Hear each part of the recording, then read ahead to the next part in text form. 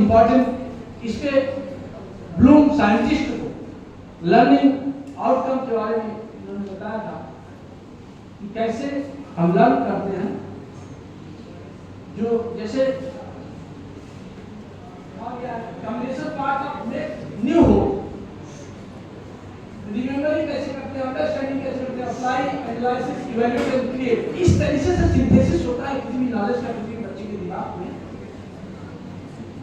जो style of learning, किस तरह की स्टाइल आप अपनाते हैं, ऑडिटरी, विजुअल, काइनेस्थेटिक। ऑडिटरी मतलब केवल सुनकर, विजुअल केवल देखकर, पढ़कर, काइनेस्थेटिक जिसमें हाथ का, जैसे गाड़ी चलाना, साइकिल चलाना, जीवन में इस तरह की चीजों को आप लर्निंग करते हैं तो उसको करने का। जब सबसे बेस्ट लर्निंग की टेक्निक क्या होती है, जब ऑडिटरी, विजुअल और काइनेस्थेटिक तीनों चीज हो।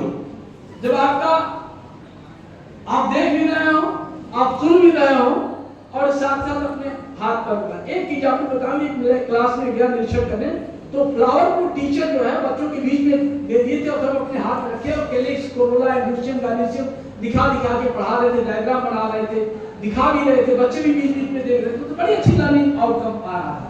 तो ये हमें अपने लाइफ में भी लर्निंग के लिए, आप किसी भी क्षेत्र में लर्निंग के लिए अगर तीनों ऑडिटरी में, विजुअल एंड काइनेस्थेटिक लर्निंग में अपना इन्वॉल्व करें तो आपकी लर्निंग बहुत अच्छी होगी। जो लर्निंग की सबसे बेस्ट टेक्निक वर्ल्ड में माना गया है, the Feynman technique. Richard Feynman, इसमें नोबेल पुरस्कार मिला है। कैसे आप लोग भी इसको यूटिलाइज कर सकते हैं कि लर्न एनी टॉपिक, कोई भी टॉपिक आप याद करें, फिर टीच टू अदर या सेल्फ। टॉपिक याद किया, अपने साथी को, किसी को पढ़ाइए उसको, या स्वयं आप उसको पढ़ाइए, लिखिए। Learn topic, teach to other, return. आपने पढ़ाया, आपने याद किया, पढ़ाया, फिर रिटर्न हुए उसी टॉपिक में। कितना हमारा अंतर है, जो मैं टॉपिक है और जो मैं पढ़ाया उसमें अंतर कितना है, return on topic. And then आप जाएंगे कि सिंप्लीफाई, आप उसको और सरल कर दीजिए उस नॉलेज को कि आप बढ़िया से एक्सप्रेस कर सके, परीक्षा में लिख सके। तो ये फेमन लर्निंग टेक्निक दुनिया की, इसमें नोबेल पुरस्कार मिला है रिचर्ड फेमन को।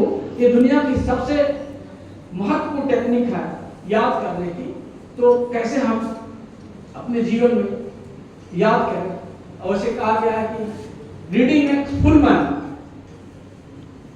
Reading makes full man, writing makes readymade, and conferencing makes exact man. Means reading, writing and conferencing, तीनों चीजें आप अपनी आदत में लाएं। आप कोई कोर्स पढ़ें, उसको आप लिखिए और उसको कॉन्फ्रेंसिंग करिए। हैबिट ऑफ द लर्निंग, कौन कौन सी आदतें आपको बनानी है जो आपकी आदत, आपकी लर्निंग अच्छी देगी। अटेंशन, अपनी आदत में ले आना, डेली रूटीन की आदत में ले आना। ध्यान, बहुत ध्यानपूर्वक पढ़ना। अटेंशन बिल्कुल बता दो, मन एकाग्र, बुद्धि कुशल। जब आप एकाग्र होकर पढ़ेंगे तो आपको ज्यादा याद होगा। इंटरेस्ट और इंटेंशन, जब आप पढ़ रहे हो तो उस टॉपिक से इंटरेस्ट क्रिएट करिए, उसको जोड़िए अपनी परीक्षा से, IAS पीसीएस से, अपनी लाइफ से, कहीं कहीं उसको एक अच्छा सा इंटरेस्ट क्रिएट करिए। रिकॉल, ये बहुत इंपॉर्टेंट। आप कहते हैं कि इनपुट की अपेक्षा आउटपुट में दूना समय देना चाहिए। इनपुट जितना आप पढ़ने में समय लगाते हैं उससे ज्यादा आप समय बैठ करके लिखिए और रिकॉल करें।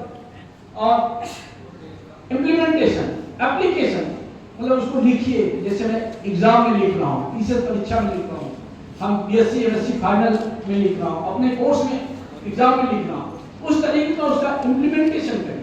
और इसमें दो चीज मैं और ऐड करता हूँ। एक तो अभ्यास न चल ध्यान, कोई भी आप चीज करिए तो पूरे वेद की बात है, अभ्यास न चल ध्यान, बड़े ध्यानपूर्वक अभ्यास करें, खूब प्रैक्टिस करिए। और दूसरी बात कहता हूं मैं कि ध्यान और ब्रह्मचर्य, ये अपनी लाइफ में, अपनी हैबिट में, अपनी आदत में, अपने चरित्र में आप ले आएंगे तो निश्चित रूप से आपका जीवन बहुत सुंदर होगा। मैं शिक्षकों के बीच में जाता हूं, मैं यही कहता हूं कि अपने पढ़ाने के तौर तरीकों को इंटरेस्टफुल कैसे करें। किसी भी बौद्धिक क्षमता का विकास उस देश के योग्य शिक्षकों पर निर्भर करता है।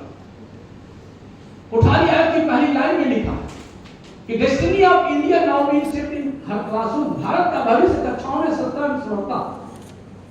Poverty in India, doctor Amit शेर ने एक पुस्तक लिखी है पॉवर्टी इन इंडिया, उसमें नोबेल पुरस्कार मिला था डॉक्टर अमित शेर को, कि भारत देश से गरीबी तब तक दूर नहीं होगी जब तक शिक्षा में आमूल परिवर्तन नहीं होगा, जब तक गुणवत्ता शिक्षा जन तक नहीं पहुंचेगी, प्रत्येक बच्चों तक नहीं पहुंचेगी, किसान मजदूर तक नहीं पहुंचेगी, तब तक भारत देश से गरीबी दूर नहीं होगी। एक बहुत इंपॉर्टेंट डिसीजन आया था 19 कृष्ण फैसला, 19 कृष्ण फैसला कई जजेस ने लिख करके दिया और जजेस ने कमेंट किया था कि 6 से 14 वर्ष तक के बच्चों के लिए निःशुल्क गुणवत्तापूर्ण अनिवार्य शिक्षा दी जाए।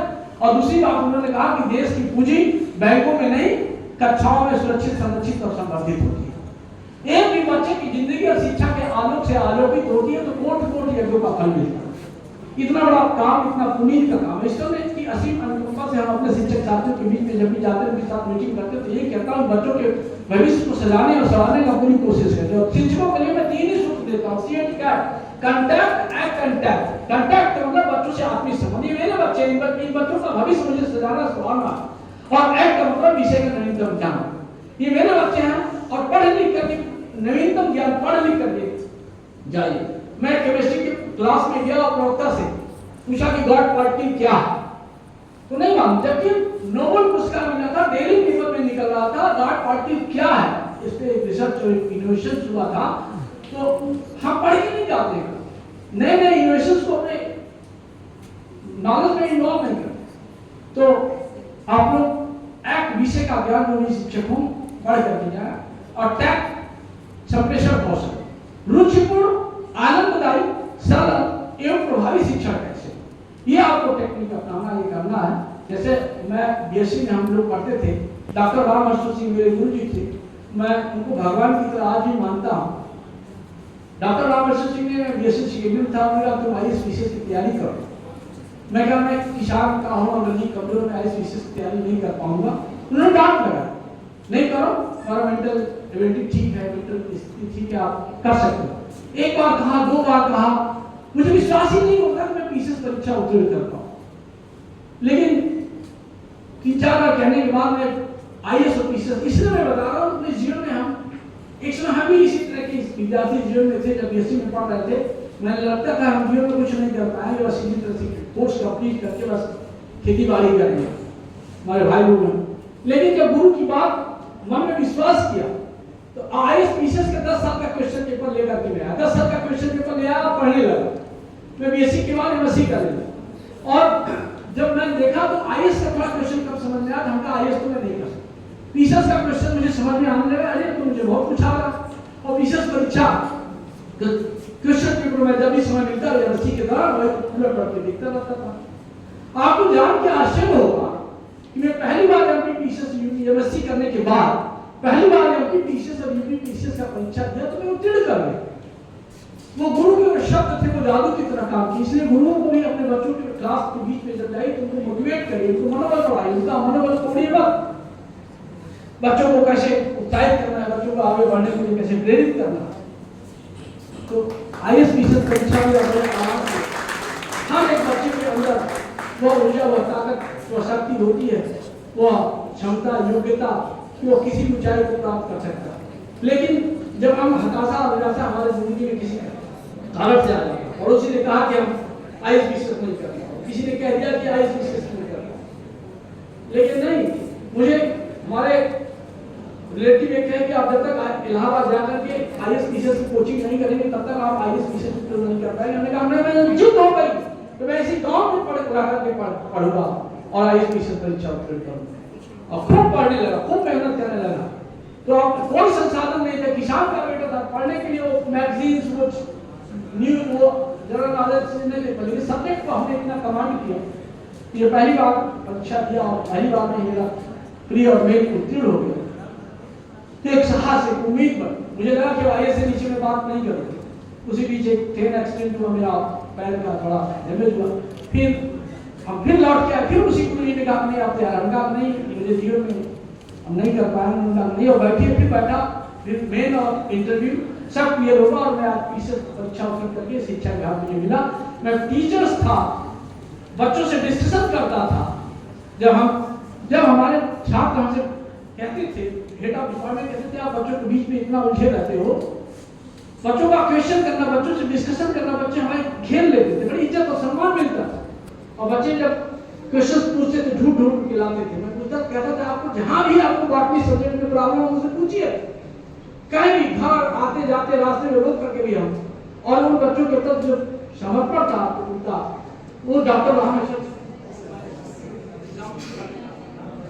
जब वो हम लोगों को एक